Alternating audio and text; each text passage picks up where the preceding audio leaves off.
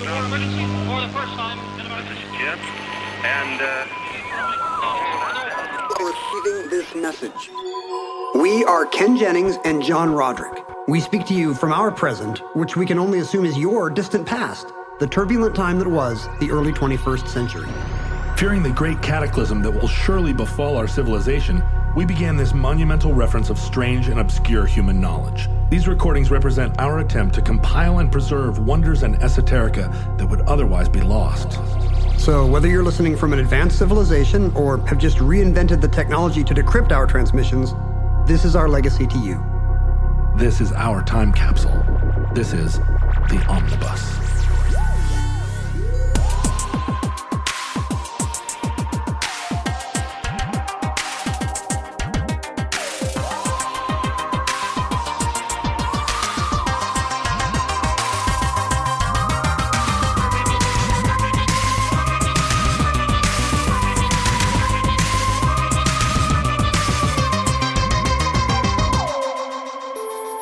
You have accessed entry 120.2K0108, certificate number 17742, Bigfoot Hoaxers. look at it. It's not a person. Look at the hair. I know that you, although a man of science, are a young Earth creationist and also a cryptozoologist. Both things. They're not mutually exclusive at all. But they do sync up with one another.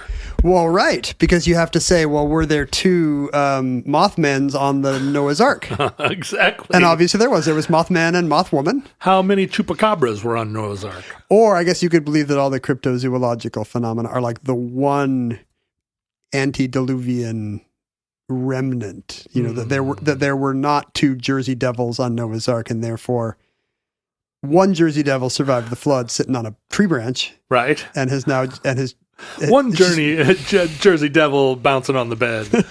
and somehow has survived for the last I don't know how old the flood is supposed to be in my cosplay. 6,000 years. 6,000 years. Yeah.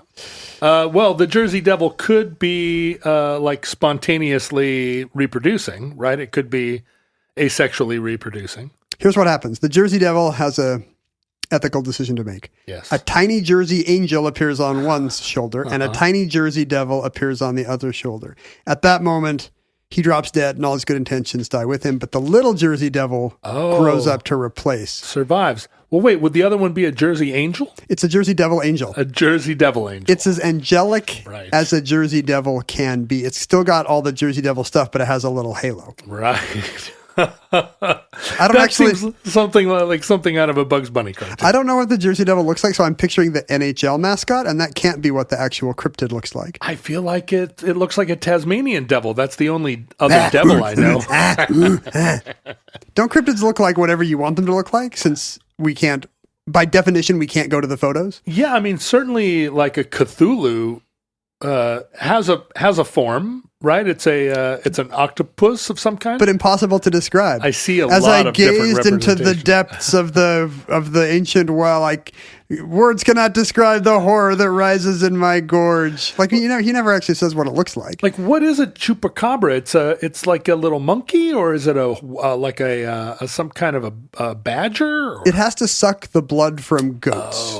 Right. So in theory, it would have to be bigger than a goat. Right. It's shaped like a half an eagle, half badger. It has to have some kind of goat blood sucking mechanism, like a beak or a mosquito proboscis. Yeah. Oh boy, this gets uglier with every telling. But maybe so we've talked about this before. Growing up in the 70s, it was an age where unexplained phenomena were very popular. The Bermuda Triangle and the Loch Ness Monster. Loch Ness Monster.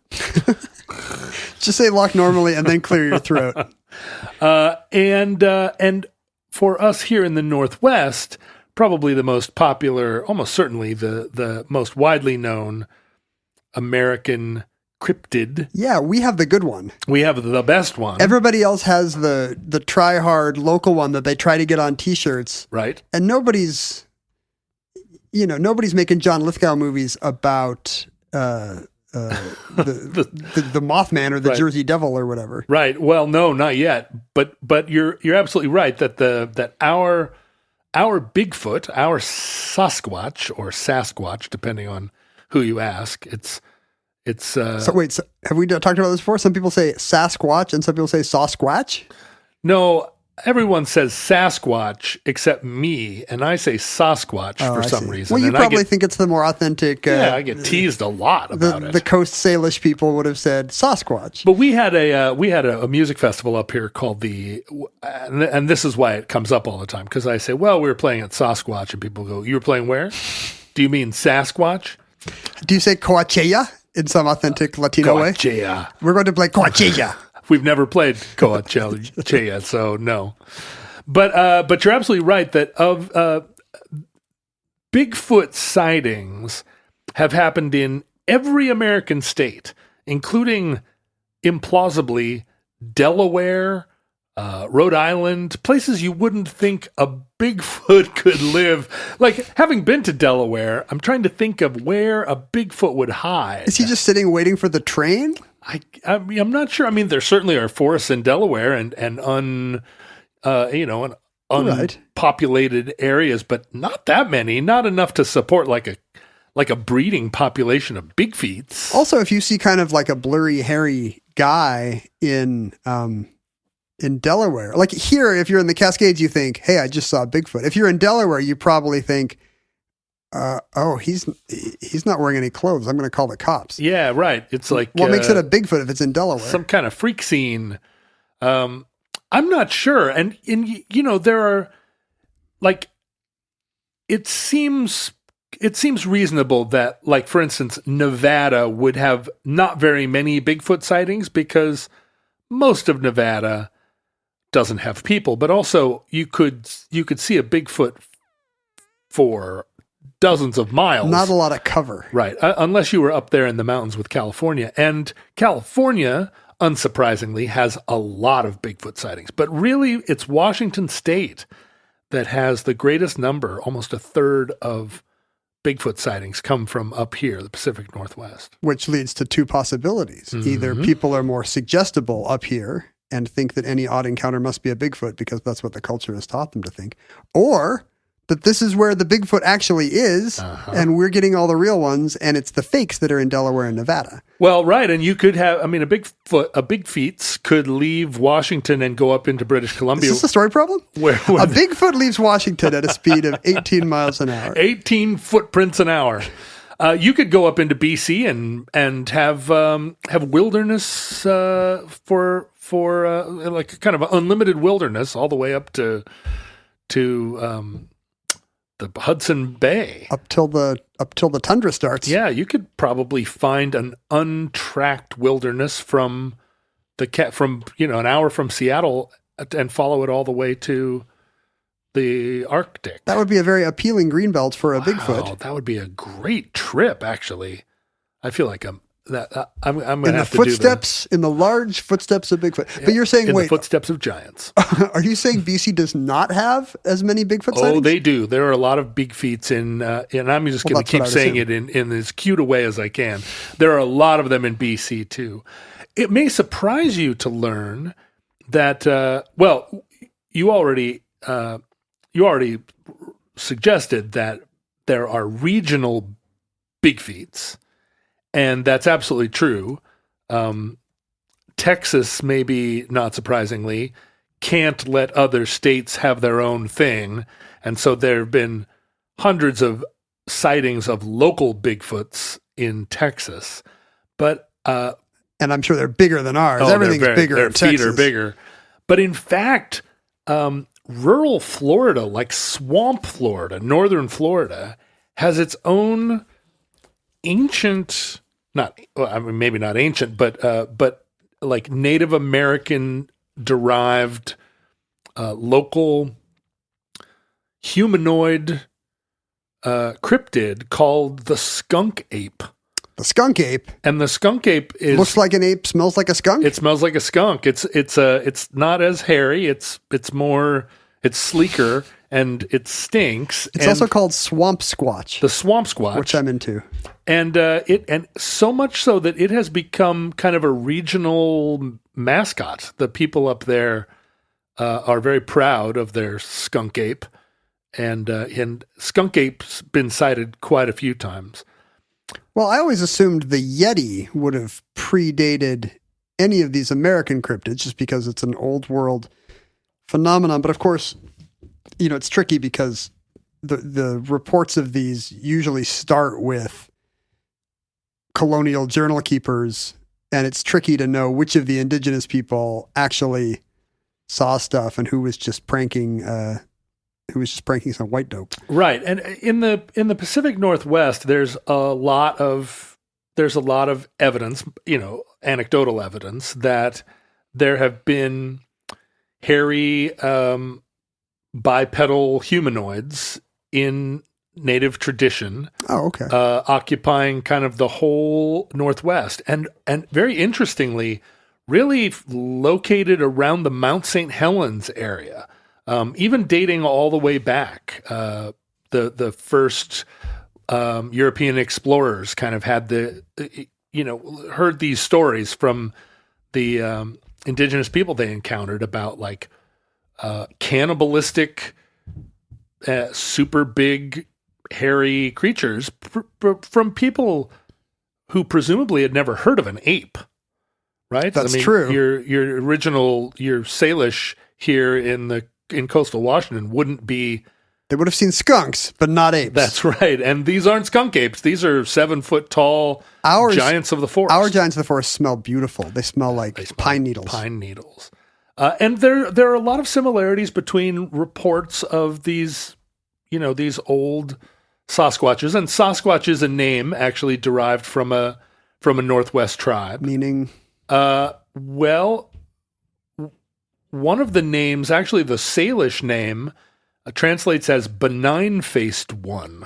Oh, they're pro Bigfoot. Well, they've seen them closely enough that they have seen their faces and found their faces to be composed and at rest. Well, I guess that's what that's the impression I would get from certain old world primates, the apes of Borneo, or, you see an orangutan and you think, look at this placid, right, like human-like consciousness, right? Yeah, although that doesn't quite acquit with the idea that they're cannibals. Oh yeah. Maybe they're just full. They're right, and then they ate half the village, and then man, he was just serene. The tryptophan that's in the original native inhabitants. He was chill AF after he ate several old women. But the and they have similar behaviors, right? There's a kind of a commonality in the sense that they are heard to be knocking. Wait, what? On this is the thing about Bigfoot. They just knock on things. They communicate by knocking on logs. Although also woodpeckers do that, right. And other tree branches bump each other, and then you would tell your kids, "Oh, that must be the Sasquatch of the forest." But big feets also are rock throwers, and in many accounts they throw rocks, not usually as an attack, but as a defensive move. And you feel okay about the provenance of all this stuff? Like this isn't isn't just trappers being dummies? The thing about this stuff is at a certain point, I guess that's why Bigfoot research continues to have an appeal to a certain kind of demographic, and why cryptozoology, in fact, is as popular a pseudoscience as it is, because there feels like a tipping point where this many different cultures have similar enough stories about a similar looking creature that has similar behaviors. I am not, just as I do not believe in UFOs and yet cower in the darkness at night with the certain knowledge that UFOs are coming. Sure, because they don't care if you believe in them. Sure, they're going to probe you either way. I don't have any belief in extraterrestrials visiting Earth, but every time there's a sighting of a UFO by a Navy pilot, I gobble it up. Don't believe in ghosts, but I'm scared of ghosts. Also, you just like the goosebumps. I like the goosebumps. I feel like if there were big feats, that there would be a lot of evidence to support that. And yet, this kind of crypto evidence, it appeals to me. And a lot of the reason is I grew up in the Pacific Northwest during the era where the greatest number and most excitement around big feats was, it was in the newspaper all the time. And did it feel more direct because it was local? Like that's a trail like one you've hiked? Oh, absolutely. I mean, I remember anytime I don't know why this is true, but in the mid 70s, anytime we drove through Montlake Terrace, I had somehow gotten it into my head that Montlake Terrace was full of Sasquatches. Did you mean cheap post-war cinder block homes? Because you lived in Montlake Terrace, didn't you? Didn't you have a house up there? Yeah, it was. That was in that zip code when we lived on the north end. Did you ever see a Sasquatch? I did not. Is it because it has like mountain and lake in the name? It seems more arboreal than most of our suburbs. When you're 7 years old, the power of suggestion is strong, and somebody must have just said, like, "Oh yeah, Sasquatches live in Montlake Sasquatch up in Montlake Terrace." But this is how it happens. Like some native guy 200 years ago was like, "Yeah, Sasquatch." He's telling a kid, "Yeah, Sasquatches throw rocks and knock on stuff, knock on logs." But I remember watching TV in the 70s and watching, In Search of Leonard Nimoy talking about the Sasquatches, and then there would be a eerie recording of somebody with somebody out trying to record the banjo music of the Northwest with a microphone and a tape recorder, and all this knocking and this kind of screeching, howling that the big feats were doing. And that picture, are we going to talk about the picture? You're talking about the frame from the it's a film? It's a video frame, is that right? Yeah. I guess that explains why it looks so awful. And that is the most famous Bigfoot sighting, although took place in Northern California. Boo. And we'll talk about that in a second. But we drove a lot in Kitsap County at night, and that's a very wooded and was then much more wooded. And I would be in the back seat of the car, kind of staring out into the dark, watching the very tall fir trees whiz by, or rather, we were whizzing by. The fir trees were stationary, Well, it all depends. mostly stationary. Einstein would say it depends. That's right. But I would, peer through the trees, searching for, a sign of the giant forest ape. Never saw one. But I spent a lot of time in the woods, always a little bit conscious of the fact that maybe Bigfoot was watching. I think because your landscape, the landscape that you grow up in, becomes very formative to you. It kind of becomes your default way of seeing the natural world. And there's something very benevolent about it. Like I still feel very comforted by a Northwest forest with those exact species of trees and the Douglas firs and the moss and the ferns. And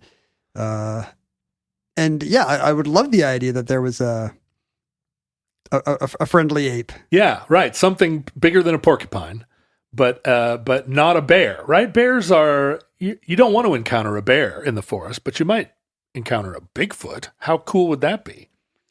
Interestingly, Alaska has very few Bigfoot sightings. I mean, like, even per capita, we have to control for population. No, fewer total Bigfoot sightings than Massachusetts. Which, having been to both places, you would think Alaska would be killer Bigfoot territory. It's easier for them to stay away from people. The Bigfoots of Cape Cod, they just keep running into the summer people. And in Alaska, it's easy for a Bigfoot that doesn't want to be seen to avoid detection. Yeah, but Southeast Alaska is the Pacific Northwest. So if they're in BC, it's not that different to live in Cordova. Maybe they prefer, I don't know. Maybe they cross back into BC for the healthcare. Yeah, interesting. For the crosstops, for the 333s or 222s. Hawaii has very few Bigfoot sightings, as I think you could probably imagine. I mean, some of these places, it's just going to be somebody wanting to, you get more attention for saying you saw a Bigfoot on Maui than you would for saying you saw one,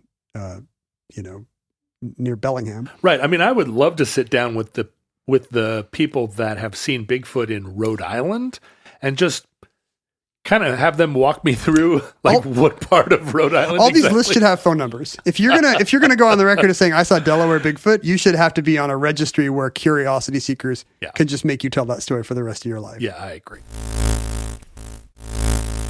Cryptozoology in general is a pseudoscience, but one that it gives the appearance of a science enough that there continue to be like not only practitioners of it, but it has the vague whiff of being like a new age, a greater understanding of the natural world, right? And it mirrors pretty precisely what naturalists would do in previous centuries. You know, the cryptozoologists will be the first to tell you that, hey, for a long time people thought mountain gorillas were a cryptid. Right. And then somebody finally went into the Rienzori Mountains of Uganda or whatever it is. And there they were. And so today's cryptozoologists are doing the same thing. I guess we're just a little skeptical that they're at this late date that we've missed much. Yeah. And as we push into the wilderness, and I mean, even in my own lifetime, there's so much less old growth forest. The Cascades have been so intruded upon that what used to seem like terra incognita now is like anything but. I mean, the number of people that are just hiking the Pacific Coast Trail are scaring all the big feats away.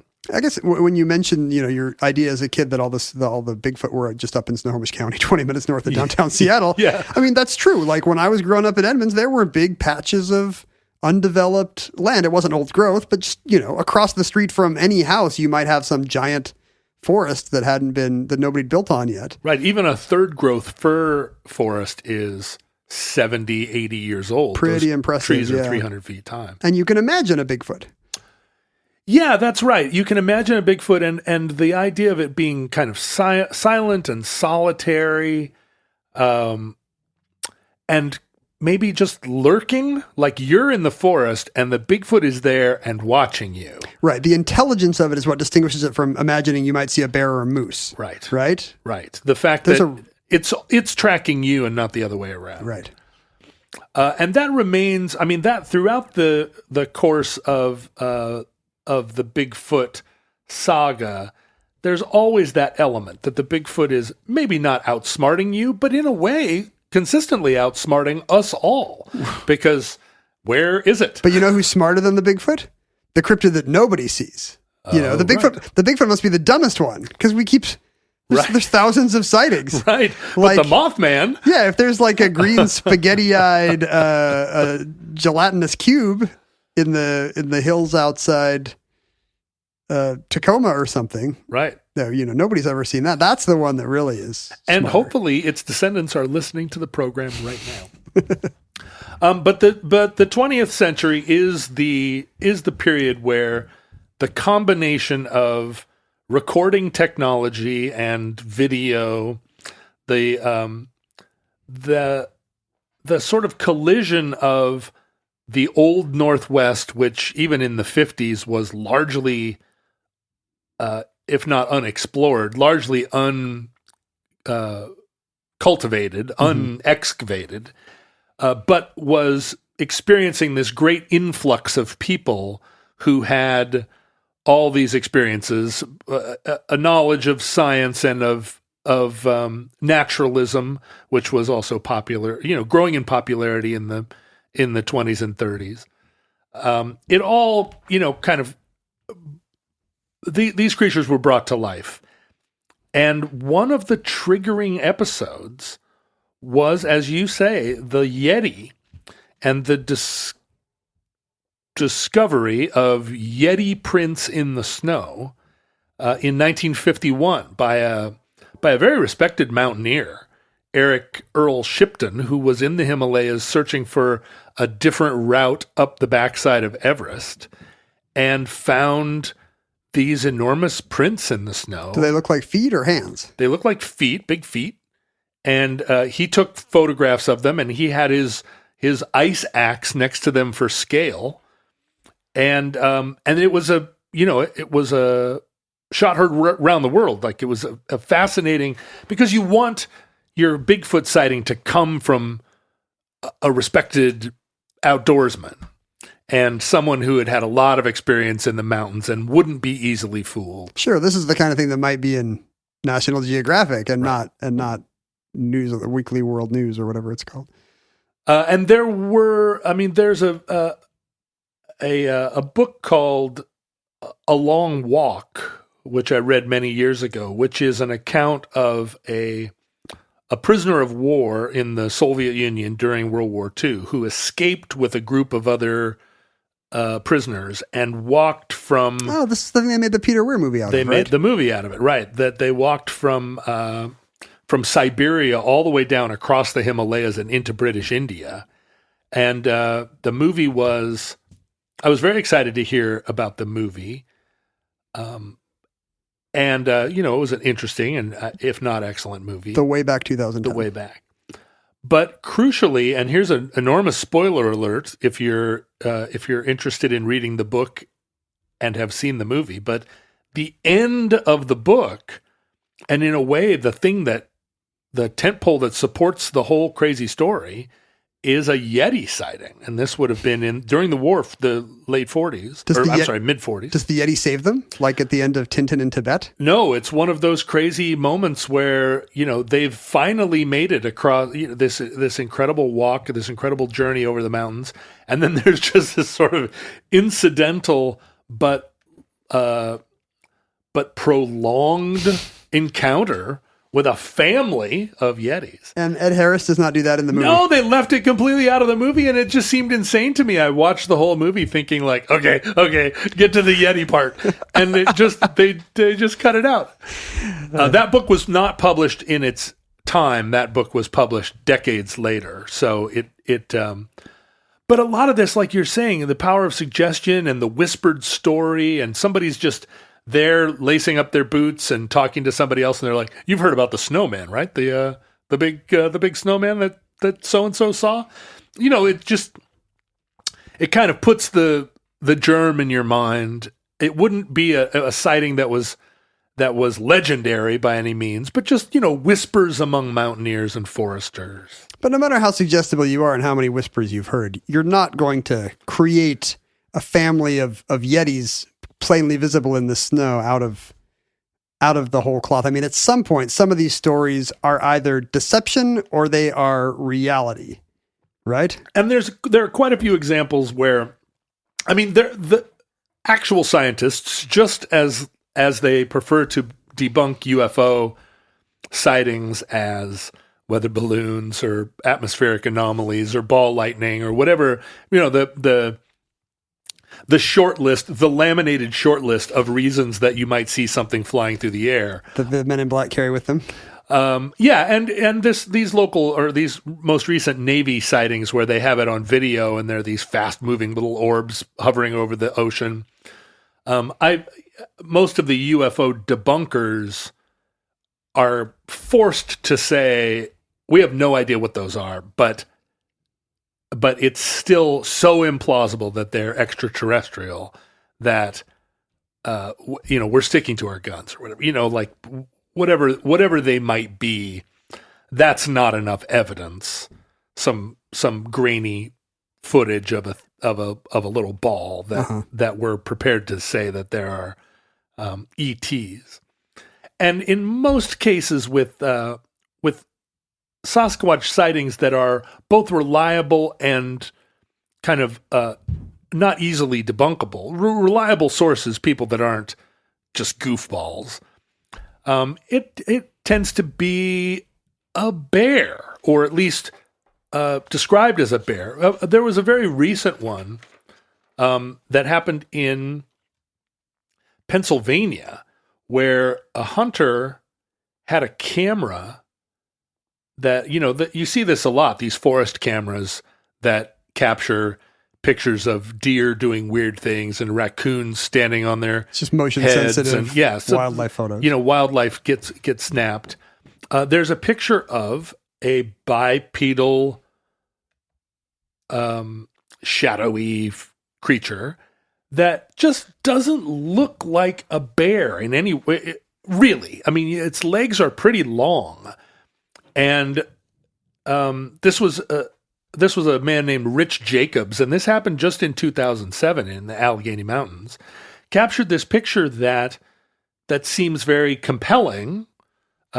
He described it as a teenage Sasquatch. How did he know it was teenage? Exactly, but was it masturbating? It has these long legs. Yeah, it was playing video games. I mean, we put all that porn in the woods for a reason, and now we have corrupted the Sasquatch.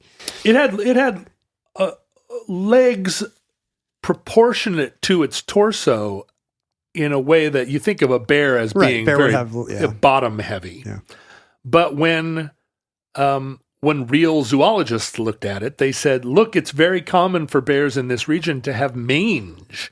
And if a bear had mange and had lost all its hair, you'll find that this, it's just like if you ever see an owl without its feathers. Right. It's you're like whoa, oh dear. It has legs now? Yeah. And so there's always going to be a zoologist that says all Sasquatches are mangy bears. Yeah, mangy bears or other things. But you do hear like Eric Shipton, he was not a hoaxer. You're right. He wasn't in the Himalayas to hoax. He was there that we know of. Mountain climb. Right. And there are other recent sightings that have been captured on camera or video, and it's always shaky cam. The creature is always behind a scrim of trees. The camera people always freak out and run. It never happens where the person with the camera has nerves of steel and pursues the creature. They're always freaked out by it. But I've watched all this footage, and there was an event in 2012 in Provo Canyon, Utah, where two kids with a video camera saw a bear and excitedly started to film it. And then the bear stood up, and it doesn't look like a bear. It looks like a person. And again, it's the proportion legs to body. A bear is so much of a torso shaped thing. And when you see long legs, it's spooky. But of course, the kids immediately freak out. The two kinds of animals, chonky and spooky. That's right. Chonky or it can't be both. Oh, you can be chunky and spooky. I've dated a couple of people that were. So the two kids, they get this interesting footage, but immediately run away. In 2001, there was what I think of as a kind of hilarious event where Campus Life, are you familiar with this organization? No, Campus Life. Campus Life is like a Youth for Christ organization that, in this instance, in 2001, they'd gone up into the Marble Mountains. Their name seems too vague to me. Campus Life? It suggests anything that can happen on campus, whereas in my experience, religious expression is a very tiny percentage of campus life. But have you noticed a tendency within evangelical Christianity to kind of try to conceal their I guess what it is, it's probably it's life with a capital L. It is life with a capital L. It's like Let's do life together. Eternal life, but on campus. Jim Mills took his Campus Life group of teens up to the Marble Mountains in California, in the Siskiyous. So near the Oregon border. Up in which is where a lot of these sightings happen. And they, hilariously, to me, at least, to anyone watching this video with a critical eye, found a little sleeping nest made out of pine boughs that wasn't just a thing that a bear would make. It wasn't just a nest. It actually was a lean-to, basically, that looked like, it basically looks like the survival structure that I would have built if I were in the Siskiyous and needed a place to sleep. What percentage of Bigfoot encounters are just people seeing you after a rough night? Yeah, me where my friends kicked me out of the car on a logging road and I was like, damn it, I'm going to have to spend the night out here. But then they are in a clearing and have a clear view of a mountain ridge high up in high above them. And they see a tall humanoid figure with long arms. And this is another trait of Bigfoot, that Yes. long arms below the waist. He's kind of simian, but I do think it's weird that his feet are like human feet and not like an ape's more, kind of opposable thumbs and Yeah, right. the finger-like toes. The of an big ape. toe on a big feet is always a human. He's hairy, human but he's toe. just got big human feet. And 7 feet tall. And this creature they captured it. The Jim Mills captured it with a video camera that had a zoom lens. Captured it walking down this ridge, and at a certain point, but far enough away that it's just a blur, Ambiguous. and it stopped at one point, and according to the narration, shook its fist at them because they had disturbed its campsite. And Jim Mills is kind of like speculatively describing what's happening. I'm very skeptical that fist shaking is even a human-wide gesture. I would say that fist shaking is probably culturally specific. Yeah, to the Pacific Northwest. Yeah, so I guess. It's Bigfoot derived. So what, he's been watching local TV? My feeling in watching that video is that this is exactly the type of prank that some campus life counselor, some 22-year-old campus life counselor would climb all the way up to the top of this mountain in an ape suit just to give all the kids something to. To what end? What souls are saved? What souls are brought to Christ? It just feels like you get tired of talking about the Bible and you need something else to divert you. That's essentially wholesome. I mean, it's better than all these kids masturbating each other after the lights go out. Is that what normally happens at campus life? It's me. I've never been to a campus life meeting. Does seem plausible. There is a though. religious connection, at least in the New World, to some of these cryptids. I think 19th century frontier Protestants were eager to speculate that, if Cain were punished and sent wandering the earth, then today, if you saw some mean, grubby guy, it might be Cain, because he had been, as part of his punishment, he had been saved from death. Is there a Mormon take on big feats? I mean, certainly Utah, Colorado have a lot of sightings. Yeah, so this common 19th century religious idea that Cain would be wandering around just annoying people. Shaking his fist. Shaking his fist, probably. I'll kill you again, Abel, if I could. What are you doing in my camp? There was among folklore of Mormon pioneers, there was an account of David Patton, an early Mormon apostle, seeing, some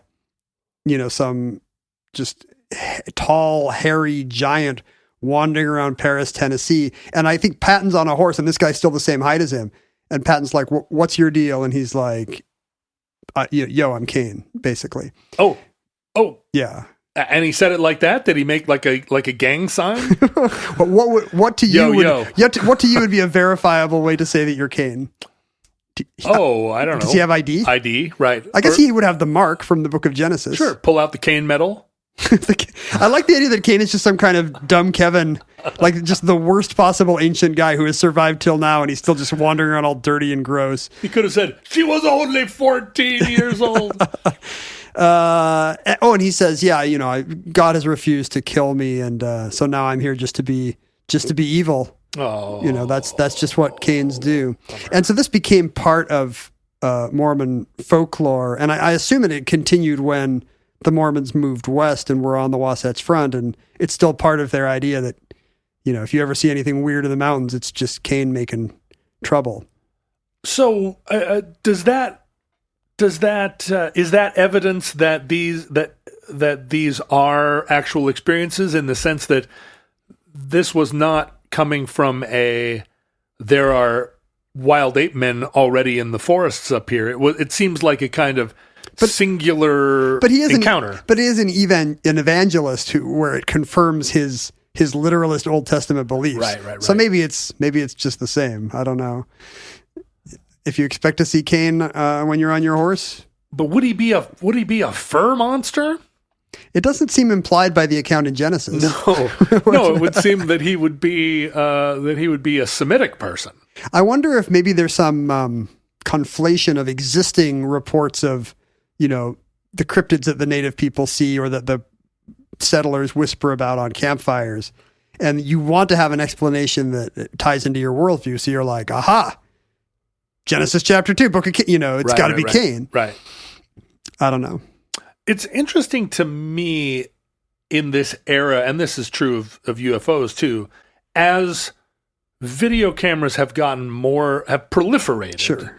And gotten better and better in quality. Like the new iPhone, if you saw any of these things and had a new iPhone, you would not get blurry, grainy video. In the middle of the night, and this is not an ad for Apple, but in the middle of the night with that new camera, I mean, you could get pretty high resolution photos of stuff. Or the new Android camera, which I'm sure is great. I just don't know because I've never met anyone with an Android phone. I'm not hanging out with those people. You don't know any gamers. In 2000 and so you see accounts all the time. There was a U.S. Forest Patrolman, which is one of those titles that I'm not sure exactly what a U.S. Forest Patrolman is. Do you think it's self-granted? Maybe, but a guy named Paul Freeman in southern Washington in the Blue Mountains had an encounter. But then in 2013, and this is one of those videos that depends on how gullible you are, but there are certain things that make some videos seem more likely than others. And this happened in Mississippi, but a man named Josh Highcliffe he was out hunting in the forest, and you really feel the Mississippi-ness of it. It does not feel like a Pacific Northwest forest at all. But he sees a bear that's kind of like tearing up a tree stump, and he's filming it from a distance and through enough trees and underbrush that it's like, what's going on over there? I've seen this. Have you? Yeah. And 2013, it's like, what kind of camera is it that this guy has that isn't good enough to capture this a little better? But when you think about it in terms of, here's a guy, he's playing a hoax. He's got his friend out there in a monkey suit. Even if you were savvy enough to make a video to account for the fact that you had a bad suit, or to make something that seemed plausible, but you could kind of see right through it. I mean, if you're a Bigfoot hoaxer, how good of a cinematographer are you, or a screenwriter? You got to be a seamstress also. But this video taken by Josh Highcliffe is nothing if not super boring for most of it. You're just watching this brown fur thing root around, and it's like, what is this? I mean, this is so indistinguished it could be a hog. And then right at the end, it stands up and it looks really big and really humanoid. And then immediately Josh freaks out and runs. And so you only get a glimpse, but it feels like if you were putting on a prank that you would tell your friend, like, just sit and root around as a indistinct hump for 5 minutes and then stand up and I'll run. It is the aesthetic of internet scare videos of around that time that you get lulled in by what am I even looking at? Right. And then there's the jump. Ah! But then, of course, you think, well, first of all, Josh is making a lot of noise while he's filming it. And if it's truly a Bigfeet who is used to staying out of sight, the quiet magnolia forest. Yeah, this guy like stepping on branches or whatever would have alerted you. But there are a lot of commonalities to Bigfoot hoaxes. And what we're about to hear this late in the show is that Bigfoot hoaxing became a real thing in the Northwest and elsewhere, mostly because it's so easy to do and because there are a lot of people in Washington forests. Is it easy to do? It's super easy to do. Certainly it's easier to just sit at home and smoke a joint and not do it. In the mid-1880s, there was an article that appeared in Vancouver, in the newspaper in Vancouver, where they discovered, or someone had seen in Yale, British Columbia, an ape, a mountain ape. And this was, they made no... There was no connection to a Sasquatch or any kind of Bigfoot. It was described literally as an ape that was seen up in the mountains, and this article sort of set off a lot of excitement. But it turned out it wasn't based on anything. It was just an article somebody wrote for the newspaper. It was just a fantastical kind of... Not uncommon back then, right? For small town newspapers competing to boost circulation. Just like, guess what? There was an ape in the mountains. Inventing a crazy story. But in 1924, a very sort of famous event, again at Mount St. Helens. And, the name for the Mount St. Helens, the Native American name for the Mount St. Helens apes was, and we've talked about skookum as a word in Chinook jargon. Meaning, good or cool or chill. But the name for the mountain apes of St. Helens was skookums. Because they're so chill? They're not chill. They were thought of as cannibals. Oh. But there was a group of loggers and forest homeboys up at Mount St. Helens in 1924 who were staying in a little cabin and got into a battle with mountain devils, as they described them, where the mountain devils were throwing rocks at them, and they had a big fight in a sort of a narrow canyon there at Mount St. Helens, a canyon that later was destroyed in the eruption, a canyon that ended up being called Ape Canyon to commemorate this. The famous ape fight. The famous ape fight of 1924. Later on, a group of counselors from a YMCA camp said that they were up on the mountain that day, and it was kind of a tradition among the campers to throw pumice rocks down into this very narrow canyon, sort of a thing that they always did when they came to that part. What fun back then. What fun. Let's go throw some pumice into the canyon. And it seemed like maybe they were unaware that there was a little shack down there full of hunters and loggers that were interpreting that rain of rocks as a battle with mountain devils. How far away from YMCA campers do you have to be where they look like ape people? Well, we should ask the campus life folks exactly how long a kid's arms have to be before he looks like a mountain ape. I guess there are plenty of teens that, there are teens that look more simian than any other age group. Yeah. Right, for sure. I mean, their arms grow first, right? That's what we all know about teens. Their arms and their heads grow first, and their beards later. But the real Northwest hoaxing started in earnest in 1930, when a man by the name of Rant Mullins, which, again, feels like one of those frontier names. That seems What fake. the hell is Rant Mullins? What's rant short for? Vagrant? Right, Ranton Rock? Rantolf. Rant was one of these sort of kooky foresters and, like a logger that ended up working for the Forest Service. And at the time, there were a lot of berry pickers kind of intruding on his forest, and he wasn't malicious about it. He just, as a lark... And you could see if you were up there in the forest all the time and a bunch of city slickers were driving down with their raccoon coats to hunt blueberries, that you might want to play a prank on him. And Rant claimed many years later to have carved a set of big feets out of wood basically whittled them, looked like human-shaped feet, and then strapped them to his own feet and stomped around in the mud to give the tourists a thrill and freak them out. What's your end game? Is it kind of a local hates tourists kind of a thing, or no, did he have a way to profit? Was he going to start selling merch? You'll see a lot of these stunts are just stunts. I guess before television existed, you had to do something. Yeah, they're just goofs. There are examples of people trying to profit, but a lot of these early Northwestern, it's just unaccountable. Bigfoot hoaxes are just like guys having a good time up in the woods. They're drinking Olympia out of those stubby bottles. Did they see artesians? And it feels like, why not? Let's have some fun.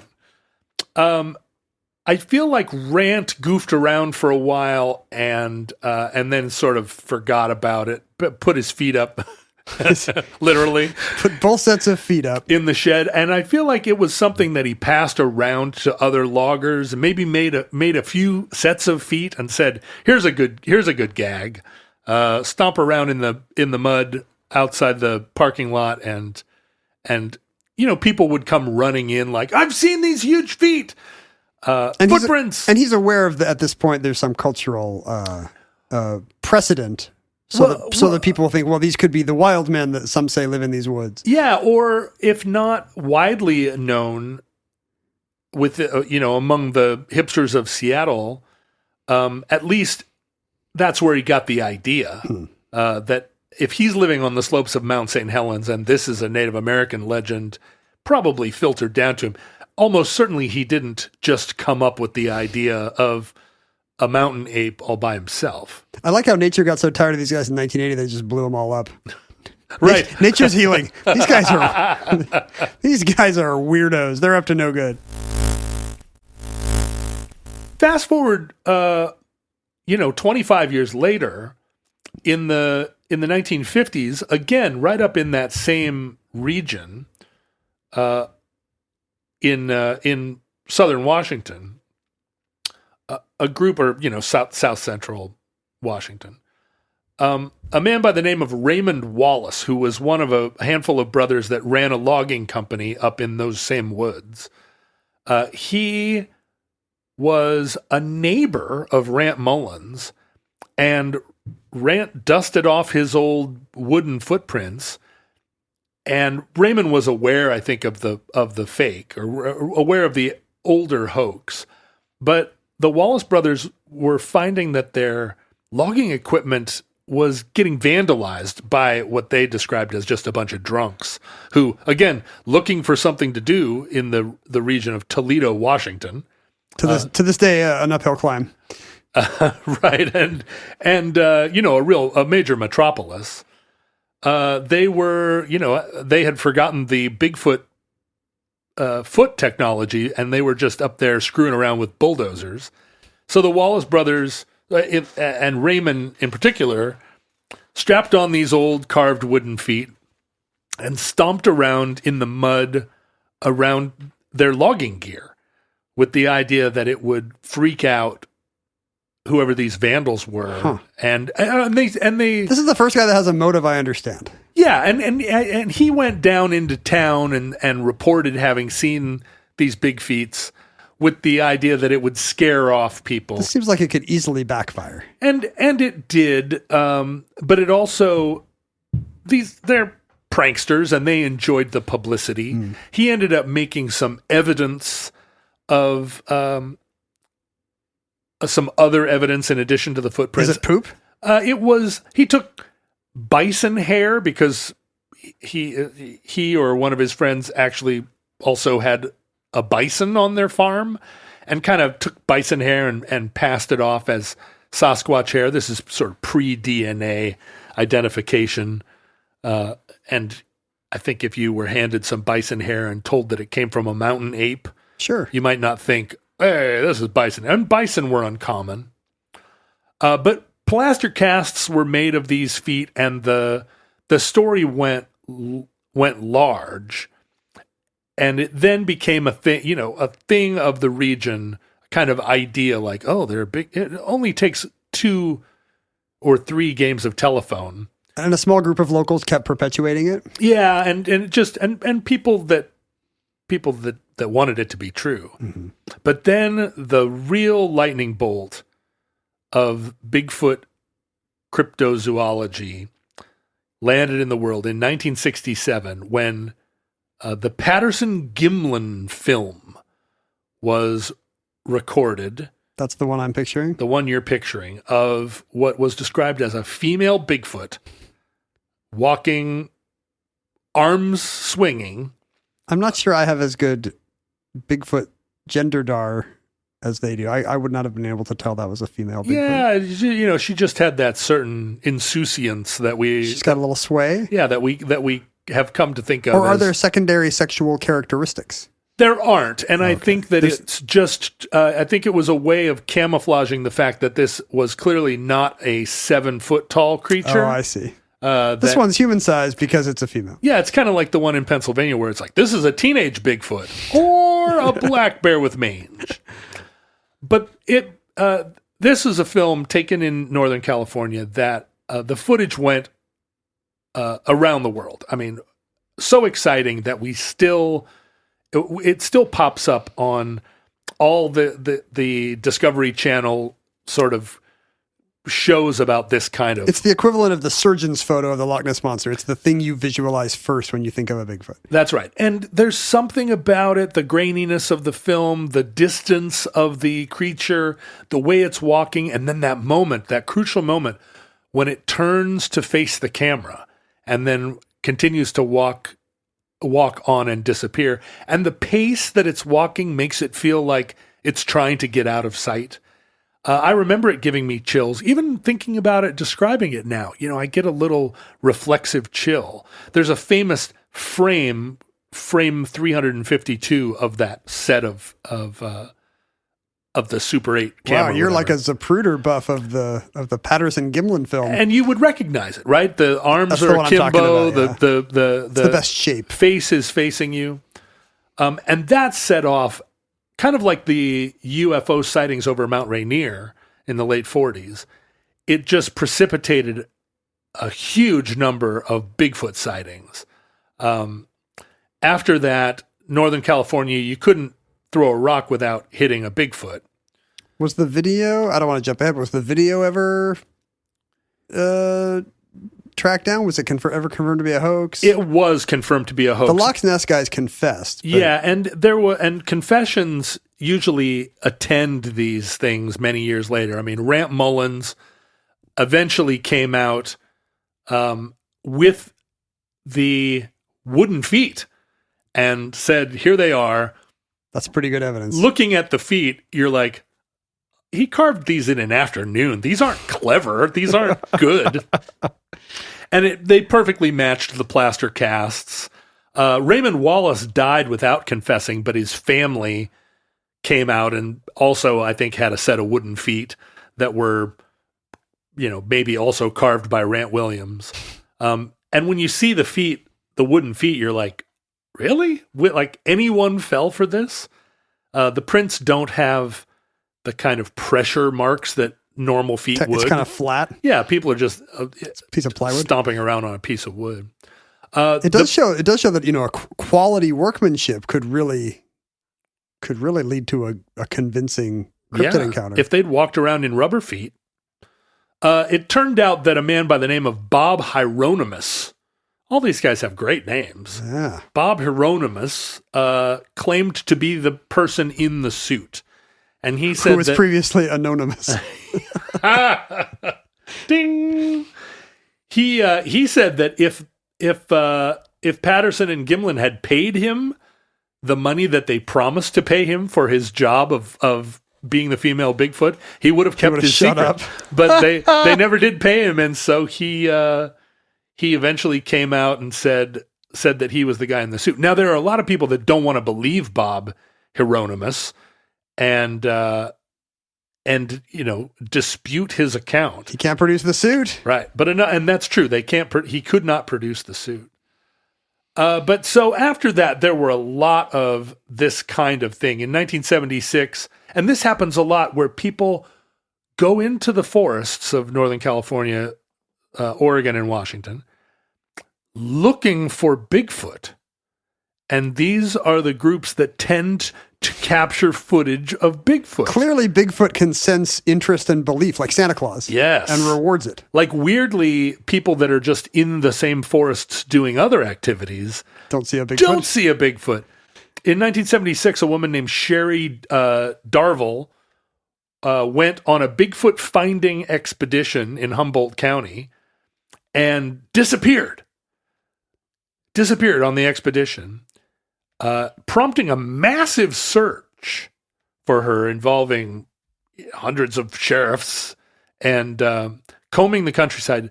Couldn't find her. And then several days later, she turned up at the Bluff Creek Resort with the appearance of having been terrorized and a story of having been kidnapped by Bigfoot. I married a Bigfoot. Kidnapped by Bigfoot and held potentially for mating purposes. It's UFO abduction, but that's right. But with Bigfoot. And anytime she was asked about it, the sheriffs tried to interview her. She would start screaming, but the sheriff in charge of the search doubted her account because, according to him, she was perfectly dressed, not dirty, and smelled like perfume after having spent 6 days in the wilderness living with a Bigfoot. So maybe it was all consensual. There is some precedent for this mating, Bigfoot capturing people for mating purposes. All the way back in 1957, a prospector named Albert Ostman up in British Columbia claimed that many years prior, in 1924, he'd been captured by a Bigfoot for breeding purposes, he said, and held for 6 days by a Bigfoot in BC. Probably, I guess, it took... By a thirsty female Bigfoot. Well, I think it was a male Bigfoot, and it took the Bigfoot 6 days to realize that he had captured a male human, which seems weird. If you're gonna look at a thing and say, I can breed with this. Do you think they have blurry footage of us? Are they like, this appears to be a teenage human wandering between some trees? I mean, I got spooked and ran away, but... What I don't think was considered at the time was that maybe it was a gay Bigfoot that captured Albert Ostman and was, and meant to... It could not have been easy to be a gay Bigfoot in the 50s. Right. Your family would have tried to... So many challenges. Ostracize you, send you to town. I mean, it probably took him a long time to realize, even to himself, that he was a gay Bigfoot. In 1977, again in outside of Vancouver, there was a very exciting Bigfoot sighting. I even remember this one. There was a bus full of tourists driving along, and a Bigfoot crossed the road right in front of them, and everybody on the bus saw it. Just like the novelty sign. Right, Bigfoot crossing. Bigfoot crossing. And that was revealed to be a prank. A group of kids in their 20s actually they planted a friend on the bus, and it was the friend that said, "Look!" And then the bus screeched to a halt, and everybody stood up, and they all saw the Bigfoot. That Bigfoot was described by everyone on the bus as being 7 feet tall and had a very powerful odor. Even into the bus. But the Bigfoot himself was a 24-year-old who was 5'11". In an ape suit. Well, we don't have a professional basketball team up here anymore, but there must have just been tall people wandering around. I mean, if you were a tall person living in Seattle, if you're Jack Sikma or Bill Russell still lives here, like, would you spend some time on weekends just walking around scaring people in the woods? I used to live I used to live in Seattle's Rainier Beach, and the road up to Rainier Beach, Ryan Way, has a big sweeping turn. Yes. And you remember, you've come up this road many times. That's how I used to drive. And at night, it's just there's a patch where the streetlights don't cover, and there's some forest, and there aren't any houses really visible in that little section. And every night, and it's a 4-lane road, every night as you drive up and go around this curve, the way your headlights sweep across the trees is spooky. There's just something about it that feels like you're on this curve, and if there was something there briefly, it would freak you out. Even though you're in the middle of a neighborhood, the freeway is 300 yards away. It's just something in the nature of this moment. And for the 11 years I lived there, every time I went by that place, I thought to myself, you know what? You should put a sheet on sometime and just go stand in those trees. You're up walking around at night anyway. Why how not? Hilarious. You'd freak out 6 or 7 people. I know for a fact I would not have slammed on the brakes and jumped out and chased this Bigfoot. I doubt anybody else would have.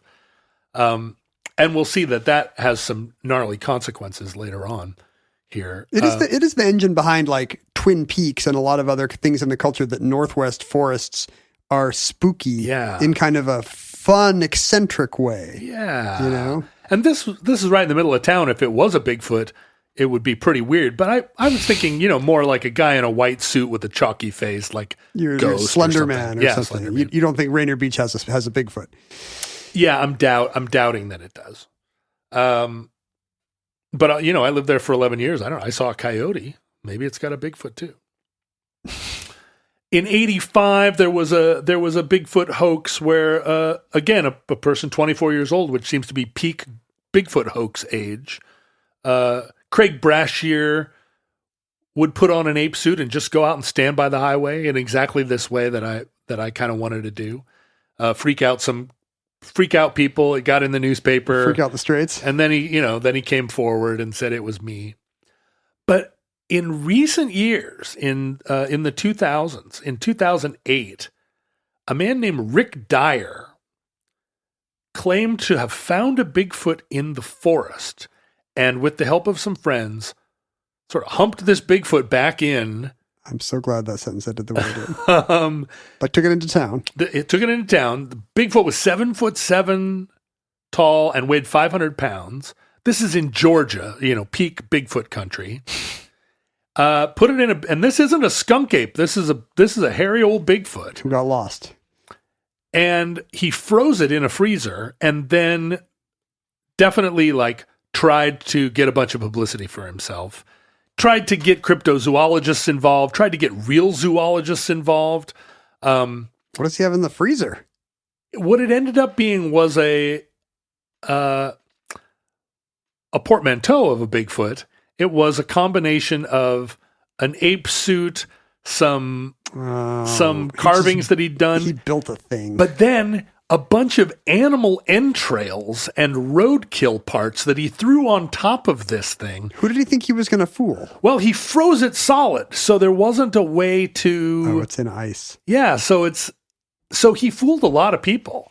And he was very good. He was sort of a Trump-like character in that when he was confronted, he kind of turned the confrontation back on you, got confrontational and was very defensive when accused. But eventually enough people were like, thaw out your Bigfoot, that it was revealed to be just a hoax. But then the same Rick Dyer, 6 years later, in 2014, claimed to have been hunting in Texas and shot a Bigfoot. I feel like the second time I'm a little less likely to believe one of these guys. You only get one bite at the apple. You only get one shot. Don't miss your chance to put together your fake Bigfoot. But he shot this Bigfoot, again brought it in, claimed to have its body, sent away its DNA to some mysterious, unnamed Washington University that did test the DNA and claimed that it was an unknown to science creature. Again, confronted by people and he he froze the body and took it on tour, and people paid to see it. So here's your grifter. He's monetized Bigfoot. People are coming to see the Bigfoot. Again, it turns out to be a clown, a ginned up fake Bigfoot.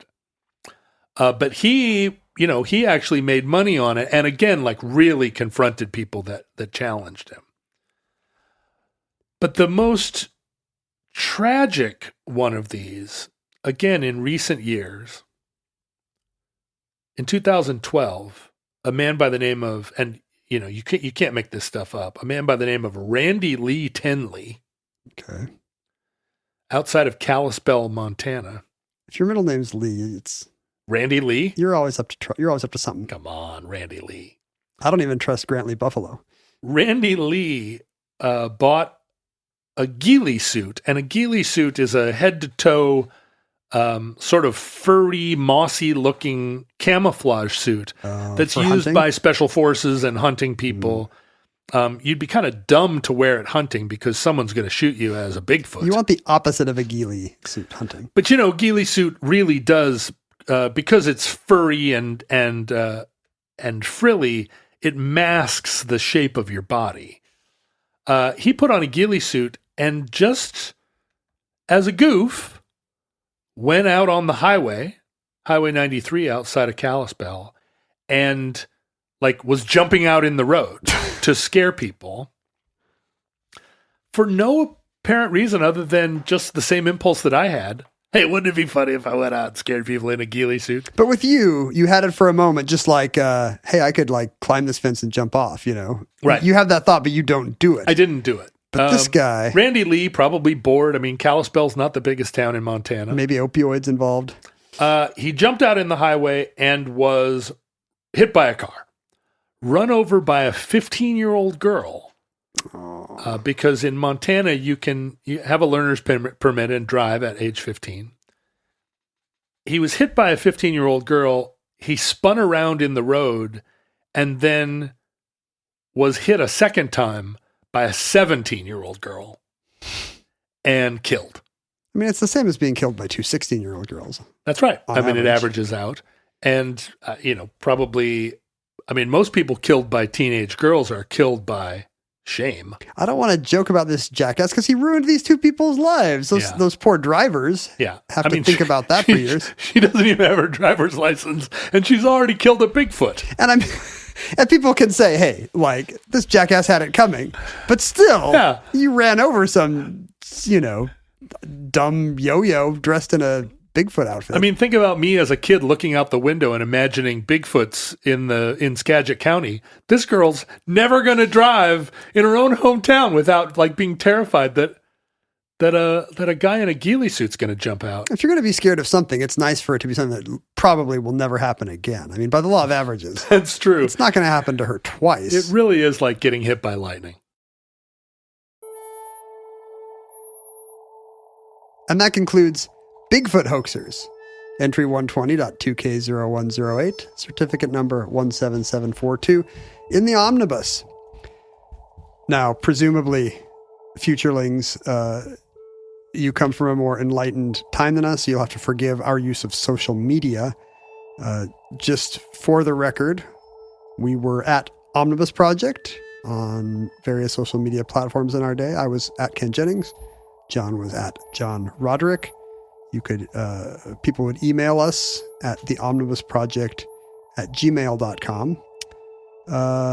You could send us physical items to P.O. Box 55744, Shoreline, Washington. For example, in a recent entry, we mentioned Pogs and asked that no one send us Pogs. And as a result, Ralphie sent us a bunch of Pogs. Show me a Pog. It's just a cardboard circle. This one celebrates National Semiconductor. It's a corporate Pog. This one says "You Matter." It's possibly some kind of inspirational Pog. I'm not sure it's correct. I'm not sure I matter. Well, you'll agree with this one. Question authority, but listen to your parents. Yes, I'm going to hand that to my daughter immediately. So some of these are cardboard, and some of them have a little more. They're like kind of plasticky poker chips, like this one with some silvery street art. Let me see those. So Pogs. you didn't believe that Pogs were a thing, and now you have. This is like Bigfoot. You now have physical evidence of the existence. Oh yeah, look Pogs. at that. Some of these do seem like the type of thing you'd punch out of a magazine. Yeah, I don't like the cardboard ones. Jeff sent us the newspaper piece on the death of Maddie Marone. Am I saying that right? Mm-hmm. The Ambassador Bridge huckster who passed away earlier in the year after we discussed him on the omnibus. Not our fault. And then I don't know what this is. Chris was interested because we mentioned R.C. Cola at one point. One of the great colas. And it's top 3. He grew up a block away from a bottling facility, and in the 1970s, one of the workers gave him the preformed can, the sheet of aluminum that would be an RC Cola can. And at the time, apparently, RC Cola would have baseball players. I remember that. Which player is that? This is Amos Otis, early 70s Royals outfielder. Oh, and a 4-time All-Star. Why don't I have no memory of the career of Amos. Oh, there's a second one here. Let's see. Amos Otis has got great sideburns. This one is Andy Messersmith of the Braves. He had nothing like a 70s baseball card. Look at those. Andy Messersmith of the Braves. How cool are those? Also a 3-time All-Star. And presumably they agreed to to promote RC Cola for their Me and My RC promotion. Have you ever seen an aluminum can before being rolled or stamped or pressed or whatever? But don't squeeze them and bend them. They seem kind of delicate. Oh, I wouldn't dream of it. Wow, those are really cool. How is it we've never seen these before? Does that mean we could see, like, if I saw a flattened Coke can like that, I would freak out. I mean, the fact that they look like nothing I've ever seen before, a weird metal baseball card. Listen to that. That's the sound of RC Cola.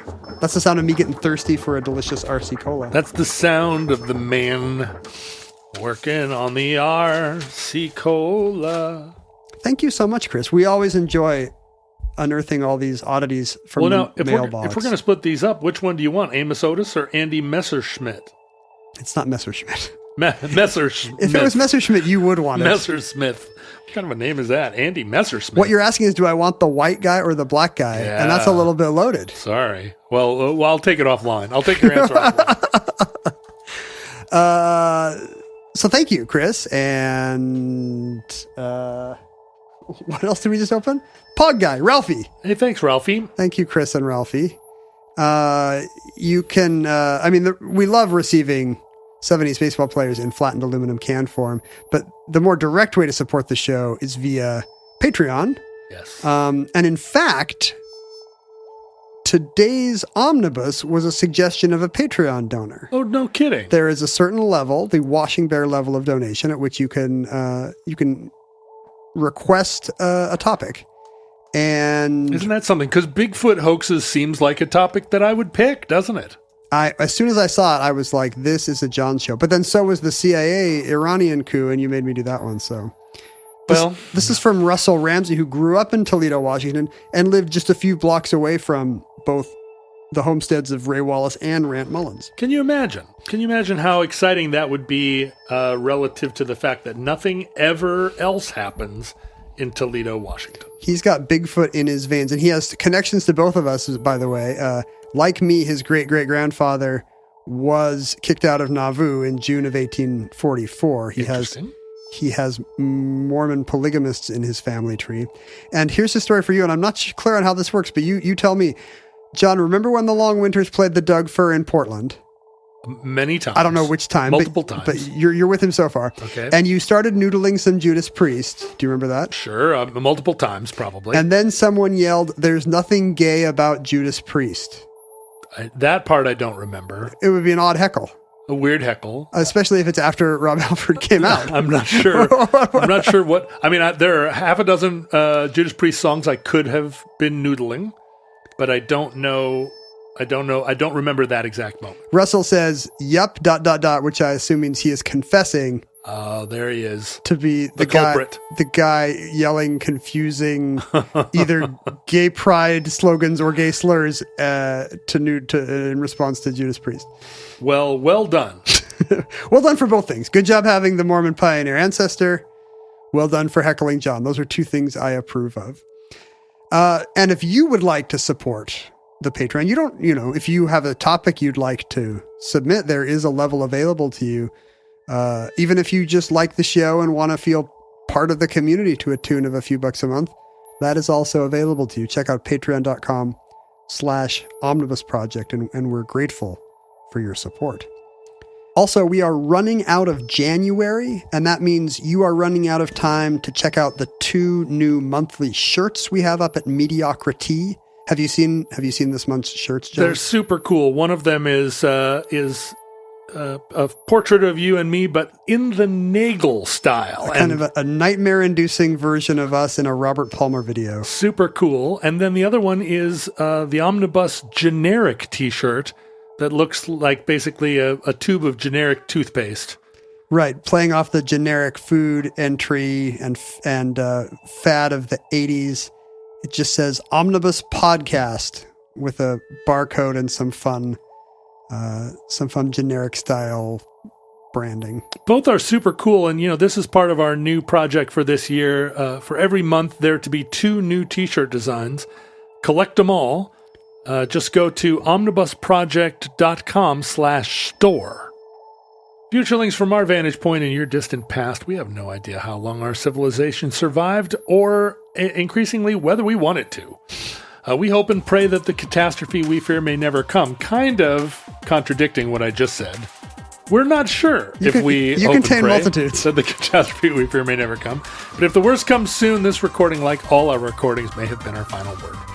But if Providence allows, we hope to be back with you soon for another entry in the Omnibus.